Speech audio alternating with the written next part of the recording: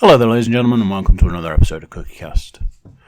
Today is the Darkest Timeline podcast, and, still probably quite dark times, but hey, new year, new you.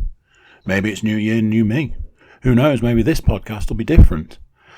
I mean, it probably won't, because this was recorded like 3 weeks ago. But, we can hope. The games, movies and TV and other stuff that was recorded in that week. So there we go. If you're checking us out on YouTube and you're a YouTube subscriber, massive high five to you because you're a hero. That's aimed at you non-YouTube subscribers. Anyway, here we go. This is CookieCast, the Darkest Timeline podcast.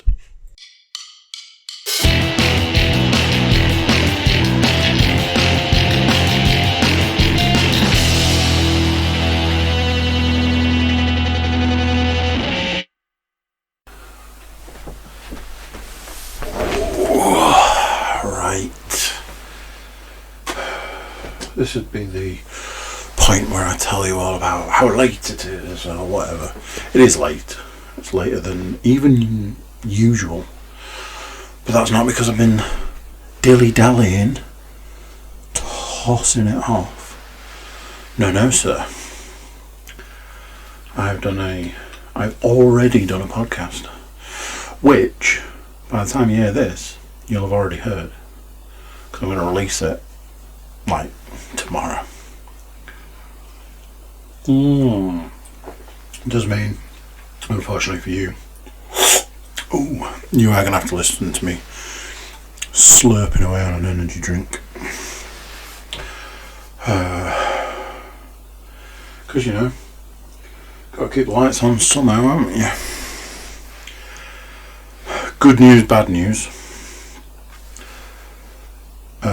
Depending how you look at these things, this could possibly be the most jam-packed podcast ever. I haven't seen a list like this in a long time. And at time of recording, we are still locked down. So how I've achieved this, who knows? Got some stuff, a whole host of movies. Now, it's one of those, there are one, kind of two, kind of three, kind of 5 films on a list of more than 5 films that I have seen before, and I know the deal. I know that we agreed I wasn't going to talk about films that I'd seen before. But every week that passes, I break that deal down.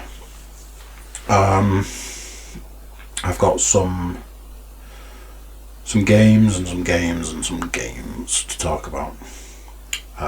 Very passionately, I imagine. Rather than giving you a rundown of what's to come, we could just crack on. Because my intention is to whiz through this because there is so much. Stuff that has happened since last time. I have this thing. I feel as a human adult, as a person, that I'm quite susceptible to illness. I was talking about this the other day where I was saying, as a child, I was a very poorly child. I had a lot of things wrong. I had allergies, asthma when asthma was kind of a new thing, hay fever when hay fever was kind of a new thing. I had a problem with my walking, and if you look at my shoes nowadays, you'll see that problem is still present. I was what some people would refer to as a poorly child. As the years have gone on, and as I've got older and all that, I would say not a lot's changed. I am quite susceptible to illness, which makes me super wary of it. Like if somebody says, oh, I'm not very well, immediately I'm like, oh well, whatever that is, I'm going to get it. Sitting in the middle of a global pandemic, as you can imagine, is not a lot of fun for somebody who's susceptible to germs. And at this point in time, I do feel that I don't want to say too much, because I have a tendency, I have that thing where if I say something about something, it's bound to happen.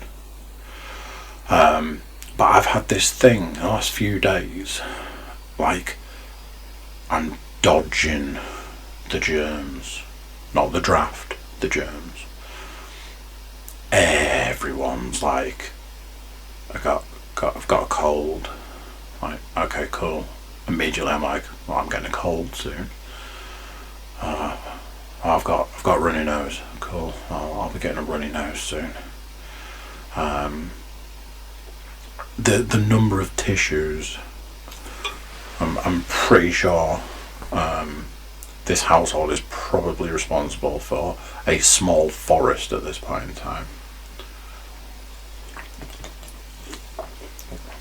But I feel like some kind of weird boxer where I'm like dodging and weaving and ducking, and the whole time I'm like, I am definitely getting one of these colds, because that's the other thing. I can guarantee they're all different. Like, all of the children have got a cold. Cool. And you blow one child's nose, and then you look at the other child, it's like, oh, you need a nose blow. And then I'm looking at like 6 tissues in my pocket. It's like, whose tissue is whose? Oh, I'm going to have to get another tissue. You know, this sort of thing. Then today, I'm like, is my nose a little bit blocked? You know, it's that kind of thing. Because it's the time of year for it. I think it's probably the last gasps of autumn. We're going to hit the winter, the cold season. But yes, I do feel very much like I'm dodging and weaving. And at any moment I'm going to get hit with a haymaker. And I presume it's going to be an absolute doozy. So yeah, it's not all wine and roses, is it? I want to get something out, way out.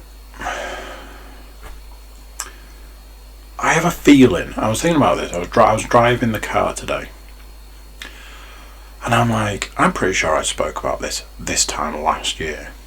Now it's slightly different because of the way the world is at the moment and stuff.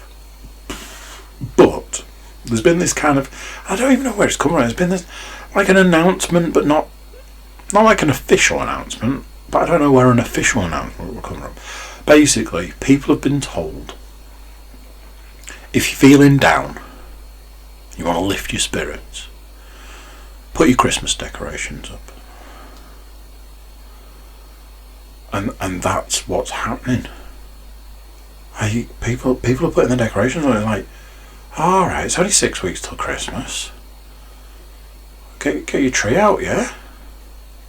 Saw an amazing post, which will have only been on, I can only imagine, will either been Facebook or Instagram.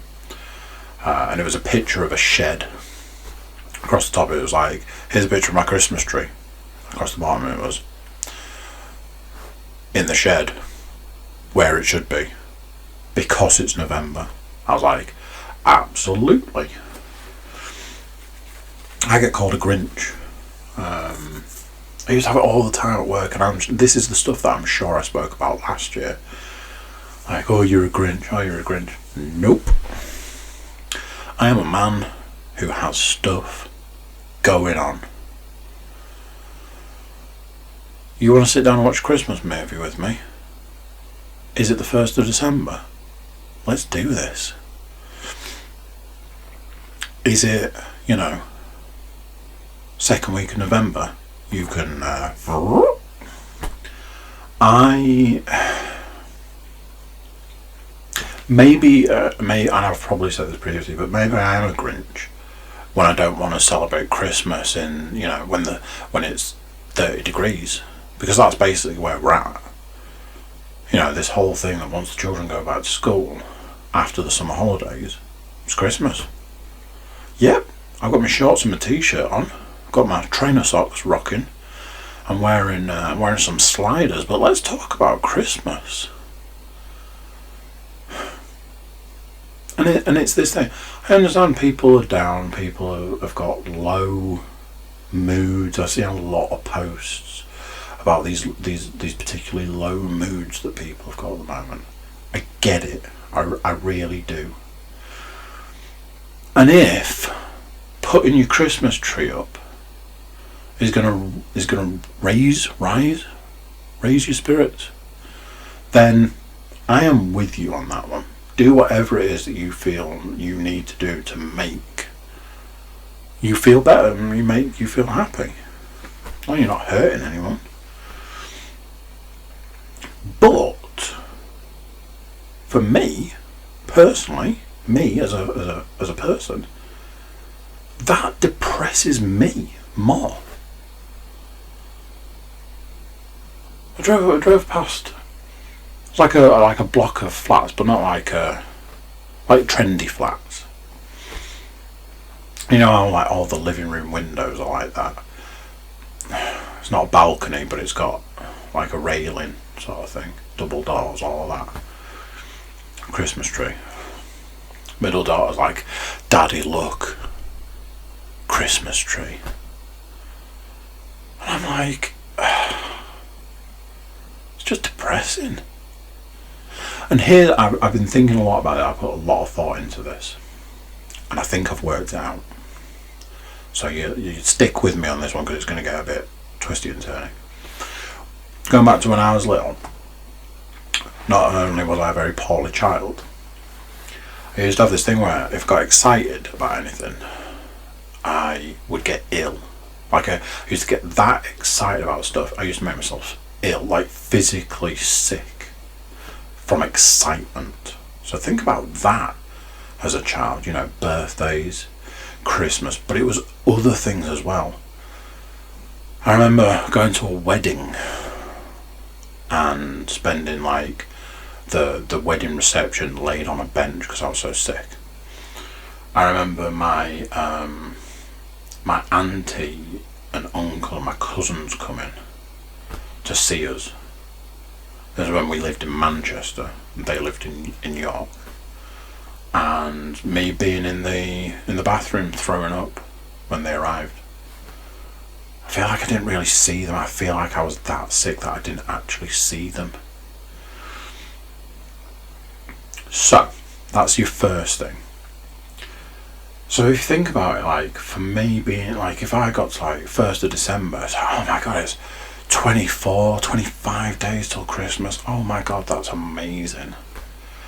But I imagine there will have been a point in my life where I've had to start putting blockers in. Don't get too excited, you make yourself sick. Don't get too excited about it. Oh, it's exciting though. Yeah, I know, but... And I think it might come from that. I'll tell you this much. I put a film on my watch list for Amazon, for Prime. And it's a Christmas film, I believe.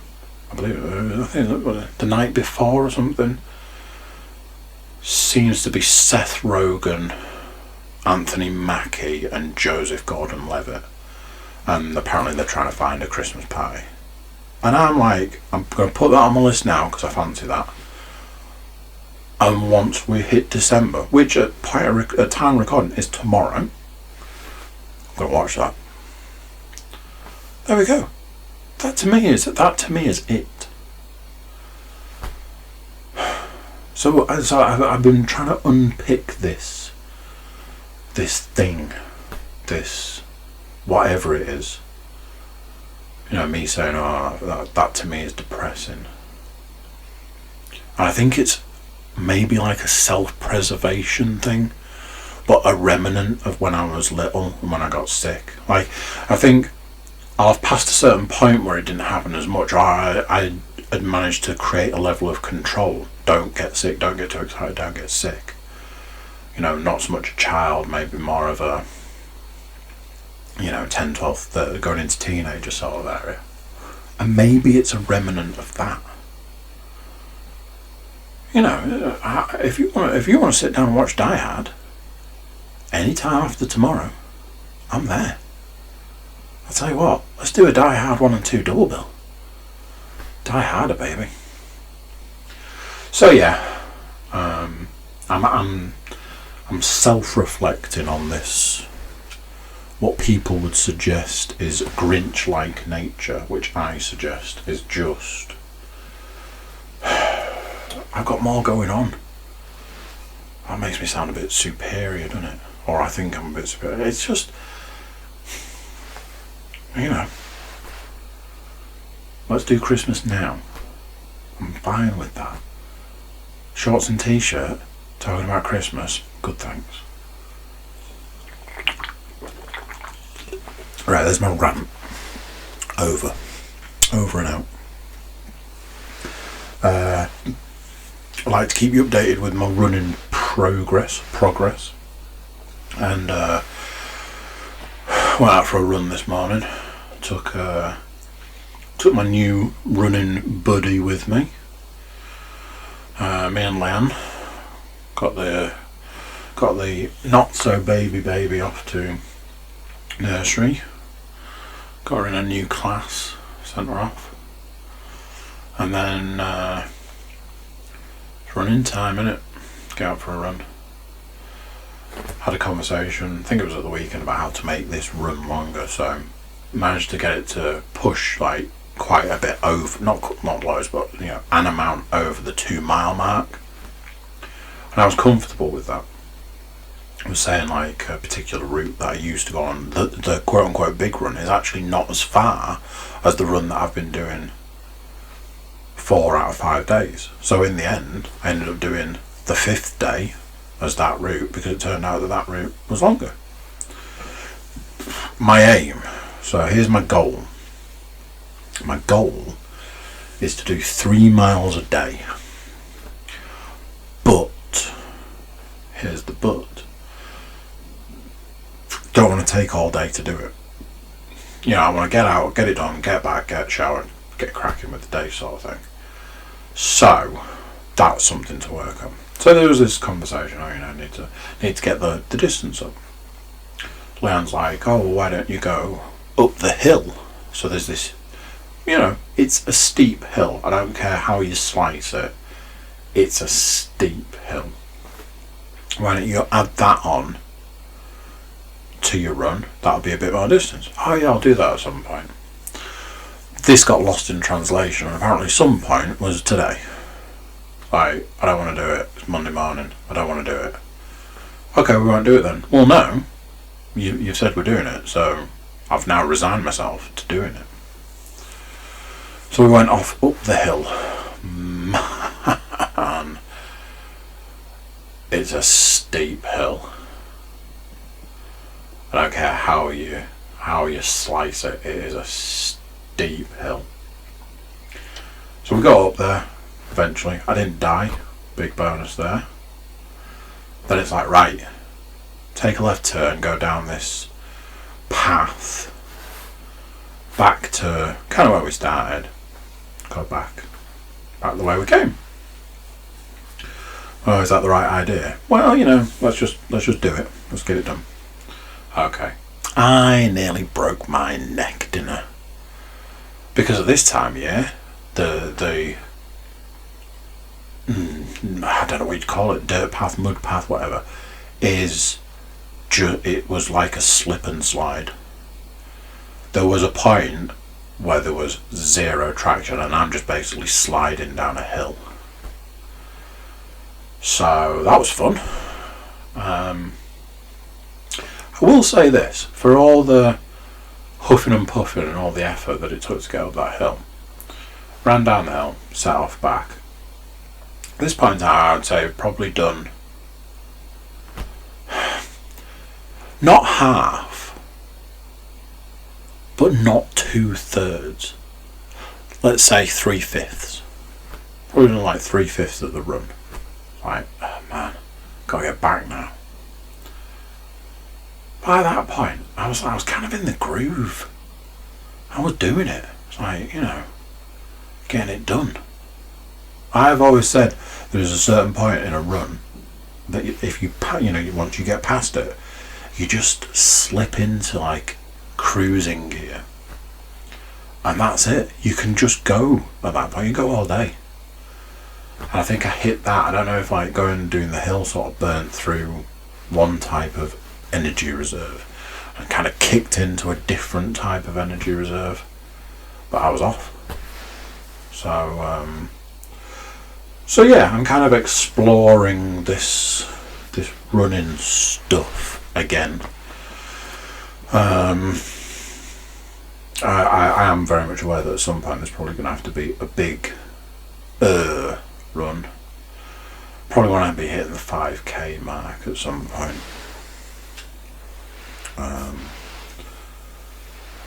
And as with keeping you up to date with the running progress, got ready for shower times. Like, well, it is Monday. Step on the scales. 3 pounds not put on. No. Lost 3 pounds last week. Which is nothing short of a miracle, I must say. But 3 pounds is 3 pounds. Also pushes me 2 pounds over the stone mark. So I have officially now lost over a stone in all of this lockdown McGubbins. It's one of those, isn't it? It's whichever way slice it, it's an achievement. I haven't achieved all of what I want to, but it is an achievement, and you're supposed to celebrate these things. So I was a little smug. I was a little happy about it. I was a bit like, yeah, I did that. So yeah, there we go. I'm keeping you abreast of the situation. So movies, 1, 2, 3, 4, 5, 6, 7, 8, 9. 9 movies. 5 of them I've kind of seen before. They're on the list for a particular reason. Let's rattle through them because it's 9 films. What we're going to do? Talk films all day? I don't think so. Movie number 1. A film I have seen. Watch The Fugitive. The Fugitive is a film I have seen before. Saw it was available on Prime. Put it on the list because I was like, I haven't seen that film in donkey's years. And gun to my head, I'm not sure I can tell you all that much that happens in that film. So I have this thing. I think the more dad I become, the less knowledge, memory, that sort of thing about certain stuff. Like stuff, basically the information I don't need. So with the whole, I've seen it. I know I've seen it, but I don't need to know what happens in The Fugitive to do my dad job. So I think it's kind of that. It's like, well, get rid of that information so that you can store other information. I watched The Fugitive. Obviously, there's the very famous bit in the, what is it? The dam, where he jumps off the dam. Good film. I enjoyed it. It was good. I think the thing that one of those things, the thing that stood out for me the most in that film is that Julianne Moore's in it for like a minute. She's in it and then she's not. That's it. I imagine that was probably at the start of her career. Nothing wrong with that. It's a good film. It's very tense. I believe it gave birth to the film US Marshals, which is not as good. One of those films that had Robert Downey Jr. in that. I don't know what state Robert Downey Jr. was in at that point in time. So I wouldn't like to comment. But I watched Fugitive and it was enjoyable. I watched The Prestige. So here's the thing about The Prestige. I had to watch it because it's on my poster. Problem with watching The Prestige, I'd seen the end. And it's a film that has a twist ending, if you didn't know, by the way, spoilers. And I knew what the twist ending was. I'm not going to say it ruined the film, but it kind of ruined the film. Because the whole premise of, past a certain point in that film, the whole premise is working towards the end of the film, the twist ending, and knowing what the ending was, it kind of ruined the film for me. Some very interesting things in that film. Some very you've got your Batman, Christian Bale. You've got your Wolverine, Hugh Jackman. Alfred's in it. Those sorts of things. Like there's a lot of Chris Nolan, which I didn't realise at the time until I come around to watching it now. It's like, oh, this is a Chris Nolan film. So the Batman side of it is all there. Michael Caine and things like that. Andy Serkis is in it. David Bowie's in it, which was cool. Just, it was a good. I did enjoy it, but what I will say is, knowing the end of that film really did kind of ruin it for me. But good film, worth a watch. Right, got a few films that I have not seen before. I watched a film called Filth, which is James McAvoy using his natural tongue, because it's set in Scotland. I listened to a podcast, James McAvoy, a little while ago, and never realised he was Scottish. So he was talking, and I was like, who the hell is this? And then I started playing this podcast to other people, like, who's this? They're like, it's James McAvoy. Like, how do you know that? Well, he's Scottish. Like, cool. A little bit of whatever about this film. Filth is a story about a man, a policeman, a Scottish policeman, James McAvoy, who's in the process of going for a promotion, and he wants to discredit all of his colleagues, basically. He is a drinking, drug-taking, is the word philanderer? Sounds good, even if it isn't. He's like sleeping with the wife of one of his colleagues. It's very sex, drugs, and not rock and roll policing sort of thing. Absolutely bat shit crazy. Loads of actors in a freaking film. Loads of well-known actors. Jim Broadbent's in it.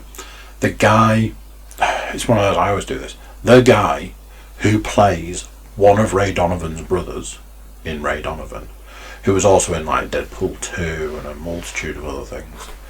Often plays like a geeky guy, which he did in Filth. It's got what's her name? Sally Hawkins, Moaning Myrtle, and the Gruffalo's Child, for you parents out there. Absolutely bat shit crazy. That film is bonkers. Very good, very enjoyable, quite gritty in a lot of ways. few twists and turns along the way. Not to spoil anything, but proper mental. Because basically, well, no, I can't say that because that would spoil it. Definitely worth a watch. It's a bit of a, you probably want to strap yourself in for this one kind of movie. I'd put off it was one of those, I was like, I kind of want to see this, but I don't really know what it's about. And that generally puts me off in a lot of ways. So I put off watching it, and I reached a point last week where I was like, you know something, I keep not watching these films because I don't really know what they are. So instead of doing that, what I'm going to do is watch them. So that's opened up some of the films that are coming.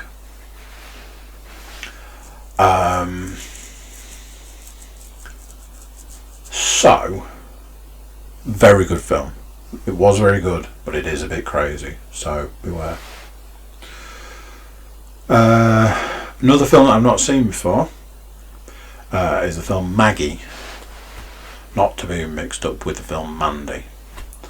Maggie is Arnold Schwarzenegger in a serious role, which basically is not an action film. It's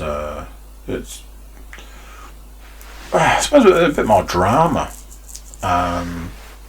but weirdly enough, set in a global pandemic, but it's zombies. People turn into zombies. His daughter has left the family home. Don't really know why. I don't think it actually explained why.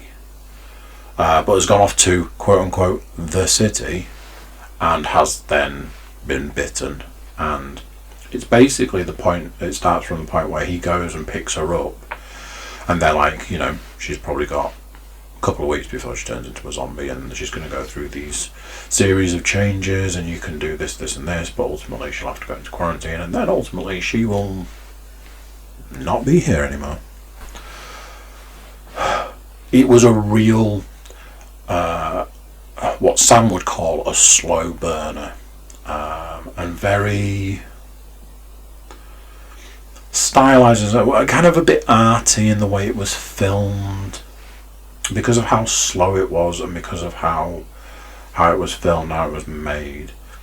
It's really done in, it kind of wants to put you in the mindset of what would this experience be like? What would it be like if you've got, you know, a beloved family member, a child or a sibling or a stepchild, or, you know, that sort of thing, that was going through this sort of situation. Obviously it's, well, at this moment in time, fictional sort of situation with zombies and stuff, but, you know, look at where we are now and look at the sort of the situation that, you know. So when I say it was a slow burner, that to me conjures up like a bad take on stuff. But it wasn't. It was a good film. It was one of those. Interesting to see Arnie in a role like that. I know they made a big deal about it and him being in this role. Absolutely worth a watch. Maybe just brace yourself for sort of the content aspect, depending. I watched 2 films back to back. One was a film, the other one was the sequel to said film. I'm not gonna lie, I kind of feel a bit, what I want to say is I kind of feel a bit dirty. But that, I just feel a bit like, I'm going to have to pull off and rip off the plaster. I watched 21 Jump Street, and I then watched the sequel, 22 Jump Street. Luckily enough, both films, the second one especially, they don't take themselves super serious, which is helpful. There's a point in the first one where they talk about like, oh, you know, they make out that it's like the police force, but in actual fact they're talking about Hollywood like rebooting stuff from the 80s, which I thought was clever and entertaining and that sort of stuff. Then there's a second one. The second one went really hard and heavy on the fact that it's a film and they got a sequel and whether there would be more, but then took the piss out of itself. I can't help the fact that I actually there was a few smirks in both of them. The odd smile here and there, the odd smirk, the odd chuckle maybe. A lot of people told me that they were very good films, and I struggled to believe that for a very long time. But anybody that ever mentioned those films to me told me that they were good. Oh, have you seen 22 Jump Street? No, I haven't even seen the first one. Oh, the first one's great, you should watch it. Every conversation I ever had with anybody was that nobody said a bad thing about them. So there was that, but I was like, not...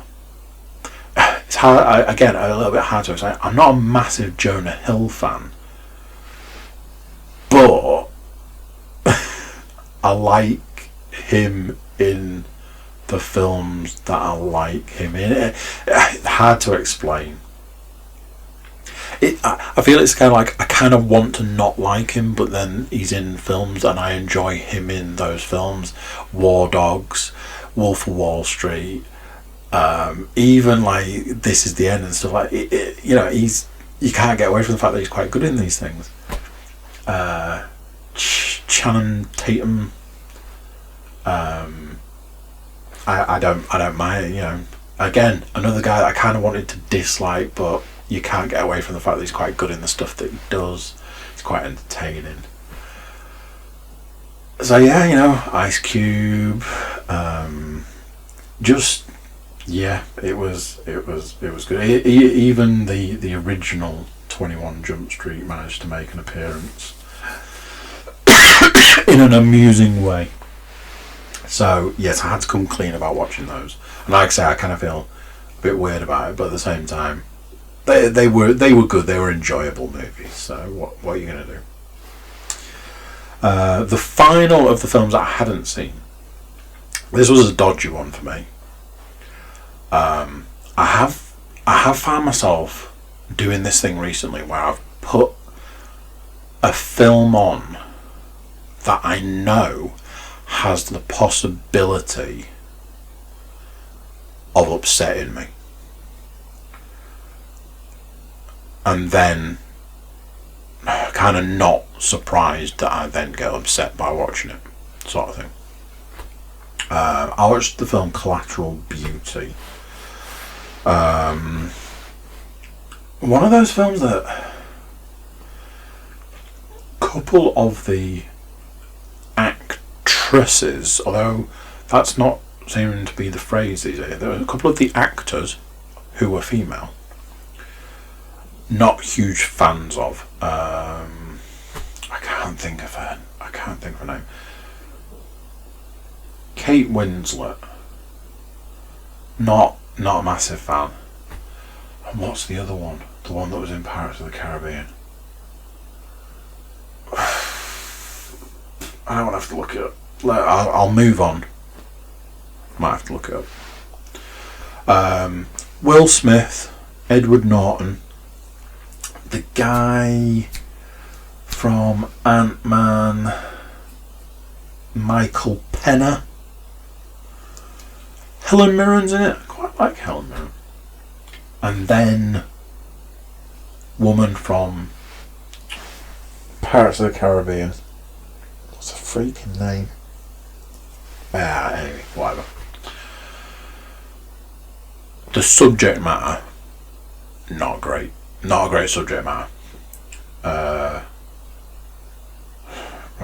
Will Smith and Edward Norton own an advertising company that is quite successful, and then Kate Winslet and Michael Pena work for the company, but they're also like heavily invested. I don't know if they've got shares or whatever. So there must be, because there's like a monetary thing. Will Smith's character loses his child and is just then in this like 2-3 year long depression, and the company's suffering, and these people decide on this plot to try and get him to sell the company. It's a short version without giving too much away. And then, so Will Smith losing a child, not an amazing subject for me. Then they were like, oh, how can we kick this puppy up a notch? Edward Norton is dealing with a child, like he's gone through this divorce, and there's this child, and the child allegedly doesn't want anything to do with him. So there was all these things with these children, and all this, that, and the other, and it was a proper hard one. Really good film, really enjoyable. A lot of elements about it I wasn't sure what they were going for. So far through the film, you kind of get what the twist is going to be. Not the sort of film you would expect a twist, but you kind of get what's going on so far through the film. It's like, oh right, I get it. And as it was, there was a bigger twist. That was the twist. The twist was there, but there was a bigger twist. And the bigger twist made me cry. Not a lot of it was not great. They weren't great subject matters for me, and it was a very sad film anyway in a lot of ways. But as the name would suggest, there's this aspect of beauty, even in loss. But it made me upset. It upset me a lot. But I remember an advert for the cinema. The part of the advert was, when was the last time a movie moved you? So there's an aspect of that, and I put it on kind of knowing what I was going into. So yeah, there was tears before bedtime. Couple more films, really quick. I don't want to talk about the films as much as a couple of points. As a family, we sat down to watch a film, and we watched The Lion King. Not a film I've seen a lot, but a film I have seen, and it's not a go-to move for me. However, my middle daughter likes. There's a Lion King TV series called The Lion Guard, which is, there's a child at the end of The Lion King. The TV series is about that child. So Simba has a baby lion, and that lion is the main character in this TV series. So I was like, oh. And I know the youngest has watched The Lion King, some of it, and quite enjoyed it. So and then my eldest, when The Lion King got mentioned as an option, was like, oh yeah, we'll watch that. So we sat down and watched it. There are some things about that film I don't think I ever realised until having seen it yesterday. Some of the voice acting in that film is way off. There's this whole thing like Matthew Broderick is the voice of Simba when Simba is fully grown. That voice does not fit that character. Likewise, I was watching it like for Mufasa. Is it Mufasa? Simba's dad. Yeah, is that Mufasa? James Earl Jones's voice doesn't suit that character, I don't think. It was still. I believe it was still at a time when animation was animation. On the flip side, what I will say is there are certain voices in that film that really do suit the roles. Rowan Atkinson, Nathan Lane. All of that's very good. Whoopi Goldberg, Cheech Marin. I keep saying the hyena, the Whoopi Goldberg hyena looks like Whoopi Goldberg. It's funny. But yeah, there's a couple of voices. Jeremy Irons, very good role for Jeremy Irons. But there are a couple of voices that I just feel don't really fit. Another thing that I will say about the film, there is a song that the character Scar, Jeremy Irons, sings. And I want to say sings. I think it's more of a, when people can't sing very well, so they talk rather than singing. So the Scar song, the Jeremy Irons one, it's terrible.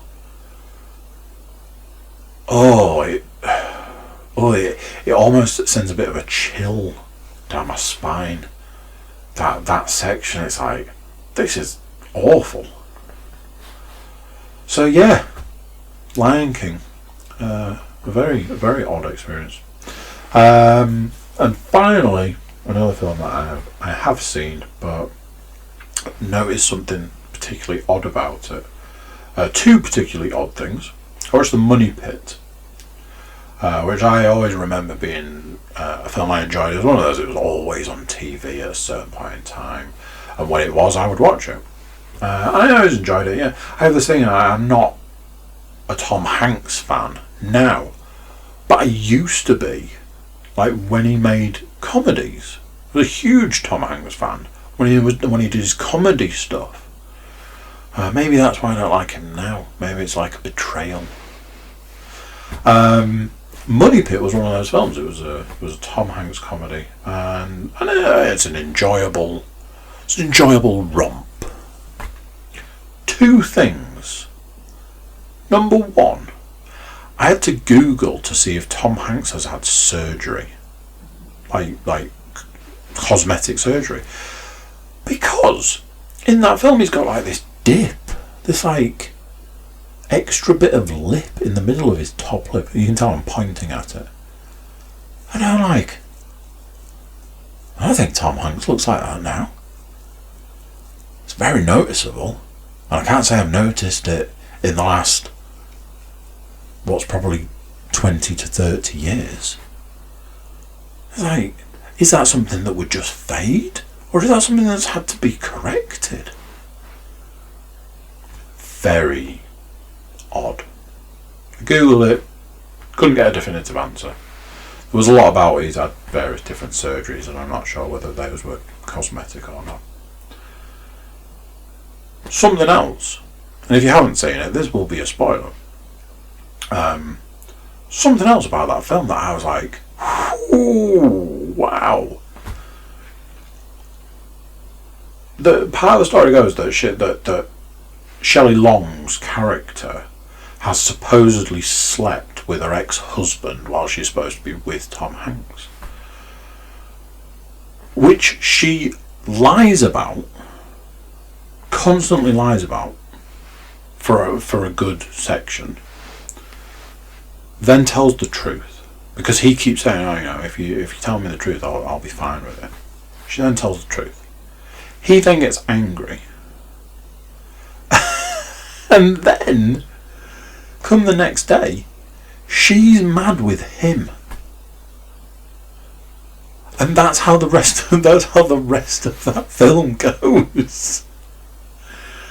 She does explain it at one point. She says that she's angry with him because he couldn't forgive her, and she couldn't forgive him for that. And I was like, wow. Now there's a statement. Yeah, just watching it, I was like, that's a really interesting take on things. Yeah. Odd one, that.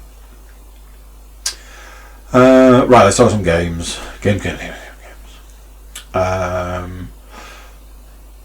for reasons we will come to shortly, I've not been playing a lot of console games. I think I've already mentioned some of the issues I've had with the PS4, like hardware issues. So I've been leaning away from it. I've been paying for Game Pass on the Xbox, and I've been playing various things on there. I played a couple of levels of Gears Tactics. I tell you this much, I can't think of a game that I've gone off so fast as this.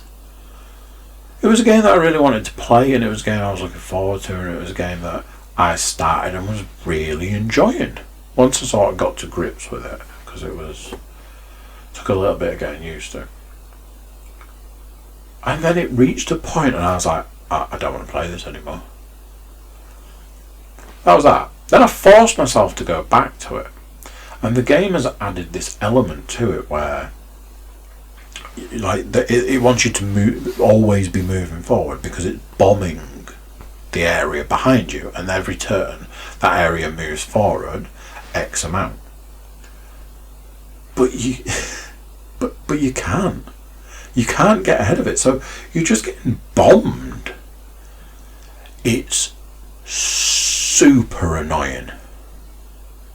It's proper annoying. It's basically something that for me is a bit of a game ending feature. It's like, I don't want to have to deal with this shit. It was fine up till this point. Why have you done this? This is stupid. So, not a huge fan of that edition. And like I say, it's potentially something that is going to stop me playing that game. On the flip side, I have revisited a game that I have thoroughly enjoyed in the past, which is Dead Space 2. I'm playing the second one because I played Dead Space 1 recently. I replayed it for the bajillionth time recently. So I was like, let's get involved on Dead Space 2. Those games are just absolute masterpieces. Like they are a lesson in games. I know from watching a documentary that the first Dead Space was basically black magic.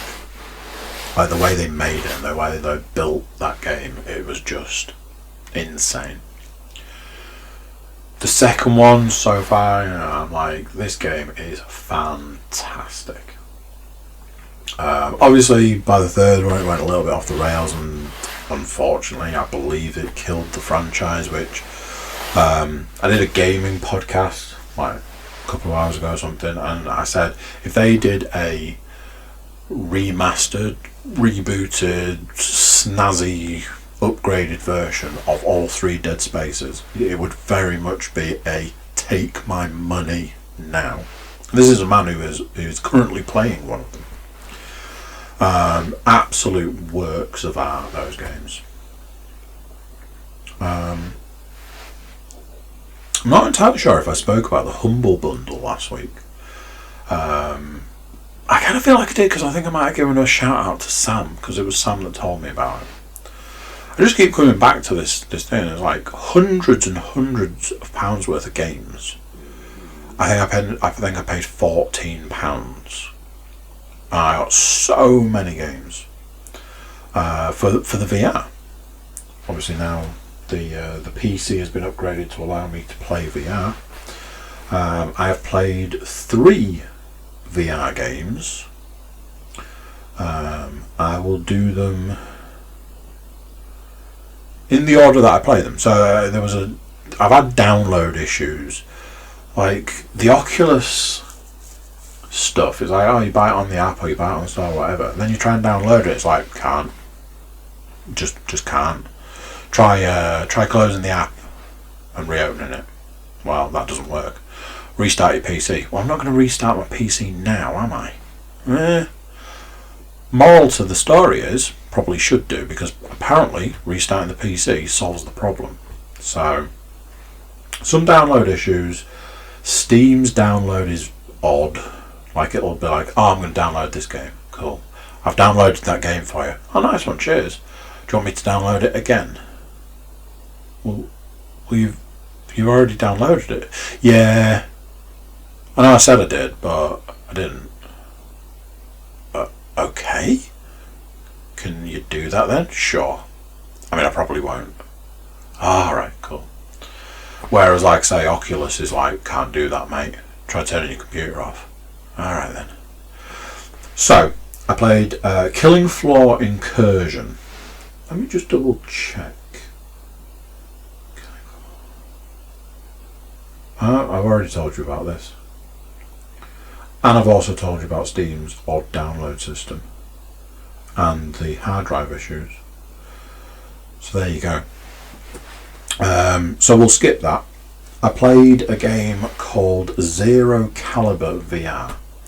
Something that I am finding is there's like a problem with the settings where it thinks I'm too tall. Which for some things you can press a button and it basically recalibrates and you're away you go. You're off to the races. For other things, namely Zero Caliber VR, you can play it for a bit, but then when it's like, oh, go over here, and you're stuck in the floor, that's kind of the end of that. I didn't even get past, I think I did like a bit of walking, and then it was like, oh, go and do the training. Like, alright, I'll go and do the training. Nope, stuck in the floor. And unfortunately that's where that ended. I am going to address this issue by looking at the settings. I think I need to recalibrate where the Oculus thinks the floor is. I think that's the issue I've got at the moment. So I will attempt to come back and re-review that Zero Caliber VR for you. Let's talk about what I can now say is not only one of, if not the best VR experiences I've had, but one of, if not one of the best gaming experiences I've ever had. That is Boneworks. I was talking to Sam the other day and saying I'm pretty sure that Boneworks was made by like two guys. That game is it's awesome. I have finished it. Got a little dicey at the back end. There was a bit I was like, oh, this is the end. And I kept failing it. But then turned out preparation was key, and I managed to, if I prepped it right, did it first time, was well happy about that. Obviously, not obviously at all, but it turned out not to be the end. There was more and more and more. And then I hit a bit where I got stuck. I had to have a fist fight with what was supposed to be myself. And I couldn't do it. I couldn't get past it. Kept getting killed and would have to redo this quite annoying section again. I broke a light bulb in my house. I broke a light bulb playing this bit. Accidentally. It wasn't like a rage thing. It was, I was trying to climb a wall and I kept hitting the light shade and I broke a bulb. Did involve looking it up on the internet. Completely forgot that you can actually slow down time, which would help in a fist fight. So did that, and yet again managed to do it first time. Went past there, and then it was kind of like a run to the finish, like a run, like a section, and then there was a lot of climbing. Jeez, I had a sweat on at the end of that. And that was it. I finished the game. Just a work of pure genius. A game that makes you think. It puts a puzzle in front of you and it goes, here's the puzzle and here's the solution. Whatever it tells you is the solution to the puzzle is not the solution, no matter how long you spend trying to make it the solution. Every solution is something different. Once you get that mindset, you're off to the races. But getting that mindset is difficult. And it's like, here's a problem. Okay, alright, I see what you've done. Alright, I get it. Here's the solution. Okay, cool, let's make this work. Like an hour later going, I don't think this is the solution. What's the easiest way of doing it? Alright, there we go. It was that for like days of playing it. What it does have, for the people that want to keep playing, is it has, as with all games these days, has a zombie mode, which I have had a few goes on. Intense, I'm not going to lie, really intense. But a lot of fun as well. It has a thing in it called a board gun. It's like, what's a board gun? A board gun is a gun that makes wooden boards, like planks. So in a situation where you're in a building and zombies are coming through the windows, you can use the gun to board the window up. Super fun. Works on the principle that, you get, for each wave of zombies you complete, you get more bullets. Bullets are also currency in that game, so you can use it to buy more guns, use it to buy keys, use it for all sorts. And I think the one I played, the object was to get so far. Unfortunately, I got so far, and it was like, I need 5,000 bullets. Right, well, I've got 5,000 bullets, I can give you 5,000 bullets for a key. Unfortunately, when I'm putting 30 bullets a time into the machine, it was going to take a while, and the time between the waves was very short. Did manage to grab hold of a sword and was just like running through the zombie people. Multitude of different modes, all of which I'm looking forward to giving a go. I think I'm going to try... Is it called Stormland? Is it called Stormland? Is it? Is it? Let's find out. Last little bit. Stormland! Going to give that a try. I've also got the Climb to give a go.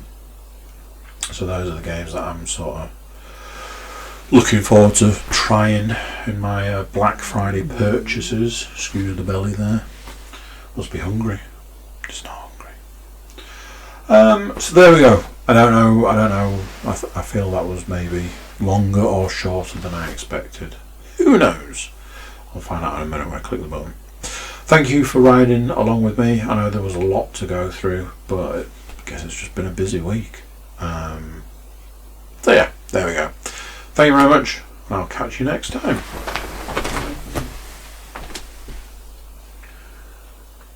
So there we go, what do you think to that? Another one done, and another one gone. Puh! Well, it's New Year, so there'll be plenty more. Well, I hope there will anyway.